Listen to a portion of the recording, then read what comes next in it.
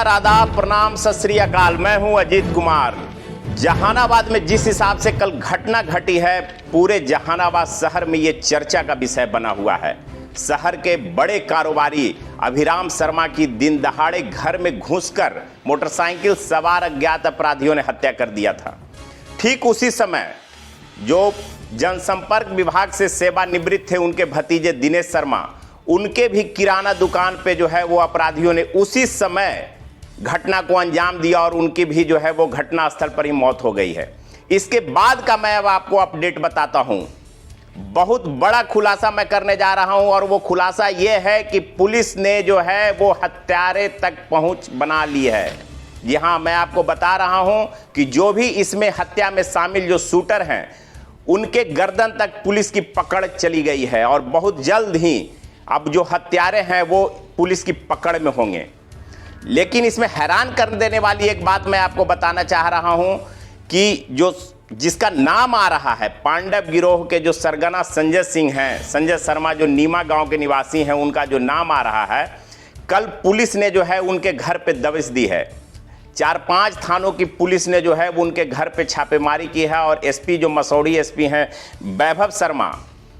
शर्मा के नेतृत्व में जो है ये छापेमारी की गई है, जिसमें मसौढ़ी थाना की पुलिस, धनरुआ थाना की पुलिस, पुनपुन पुलिस, कादिरगंज थाना की पुलिस, 4-5 थाना की थाना प्रभारी जो है वो दबिश दिए हैं और घर पे लगभग 3 घंटे तक छापेमारी की है। हालांकि इस मामले में संजय शर्मा की गिरफ्तारी नहीं हुई है, पर एक महिला और उनके एक नौकर को पुलिस ने हिरासत में लिया है और हिरासत में लेकर उससे कड़े ढंग से पूछताछ कर रही है। स्वाभाविक बात है कि जिस हिसाब से ये घटना घटी है, एक जहानाबाद में और दूसरी घटना मसौढ़ी में, ये चर्चा का विषय बना हुआ है और ये पूरे बिहार में ये चर्चा का विषय बन गया है कि आखिर ये सुशासन की सरकार में ऐसे दिन दहाड़े 2-2 लोग की फिल्मी स्टाइल में एक ही साथ हत्या कर देना, ये जरूर कहीं ना कहीं बड़ी साजिश की घटना को अंजाम देने की बू आ रही है। इसके बाद की मैं आपको कहानी बताता हूं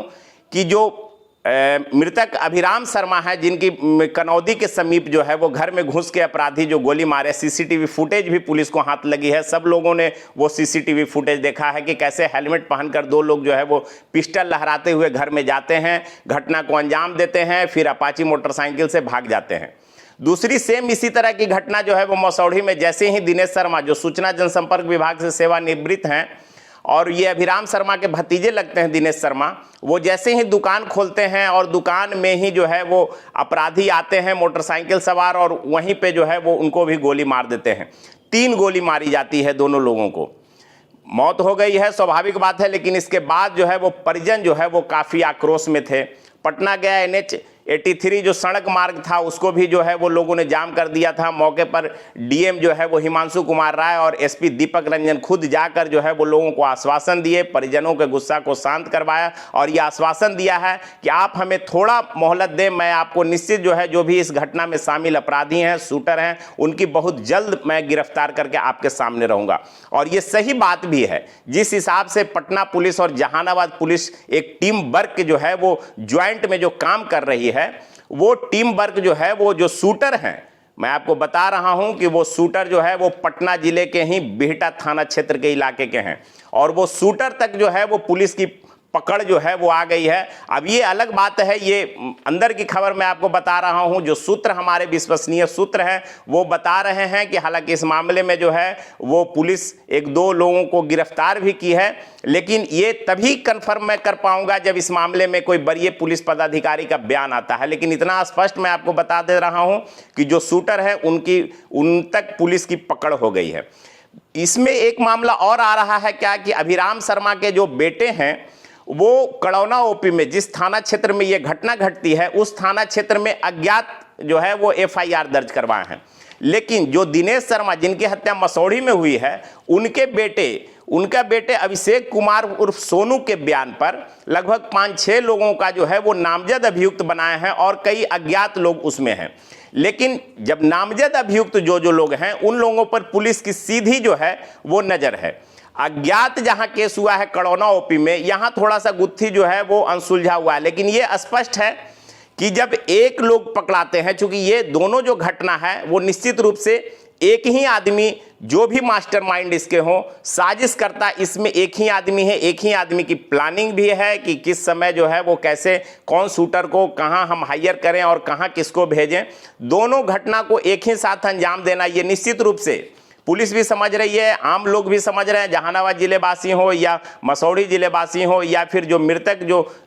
धनरुआ थाना क्षेत्र के नीमा गांव निवासी हो, जो उनके परिजन हो, सभी लोग समझ रहे हैं कि ये घटना जो है वो निश्चित रूप से एक ही आदमी की साजिश करता है, जिन्होंने ये दोनों घटना को अलग अलग जगहों पर एक ही समय में अंजाम दिवाया है।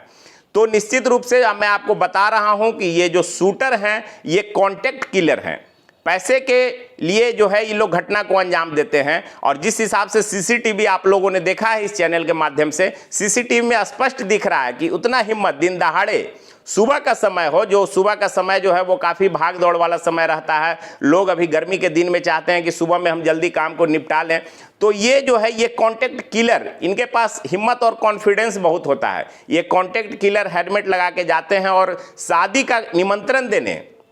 अभिराम शर्मा के घर शादी का निमंत्रण देने के बहाने जाते हैं और वो जहां अपने पलंग पे लेटे हुए रहते हैं वहां जाकर जो है वो घटना को अंजाम देकर बड़े आराम से भाग जाते हैं। लोग घर वाले कुछ समझ पाते इससे पहले जो है वो मोटरसाइकिल सवार जो हत्यारे थे वो फरार हो जाते हैं। काफ़ी ये दुखद घटना है, हम इसकी भी निंदा करते हैं और पुलिस प्रशासन से ये गुहार लगाते हैं कि इस मामले में जो भी हत्यारे हैं या जो भी घटना में शामिल लोग हैं उनकी जल्द से जल्द गिरफ्तारी होनी चाहिए और लोगों के सामने इस बात का खुलासा होना चाहिए कि आखिर इतने दोनों घटना को फिल्मी स्टाइल में एक रूप देना और इस तरह के घटना को अंजाम देना, आखिर कौन ये इतने बड़े साजिश करता है जिन्होंने ये दोनों जगहों पर, एक जहानाबाद में और दूसरा मसौढ़ी में, घटना को एक ही समय में घटना को अंजाम देते हैं। लेकिन मैं आपको निश्चित रूप से ये बता रहा हूं कि पुलिस इस मामले में जो है वो हत्यारे तक जो है उनकी जो है वो पकड़ जो है वो आ गए हैं। जो जो हत्या में लोग शामिल हैं वो पुलिस की रडार में है और मैं आपको इस चैनल के माध्यम से ही बहुत जल्द ये खुलासा कर दूंगा कि आखिर हत्या में कौन कौन लोग हैं और किस वजह से इस घटना को अंजाम दिया गया है, इसके पीछे कौन है। और जैसा भी होगा, जो भी होगा, मैं आपको अपडेट इस चैनल के माध्यम से जरूर इस घटना से संबंधित देते रहूंगा। आज के लिए इतना ही, धन्यवाद, नमस्कार।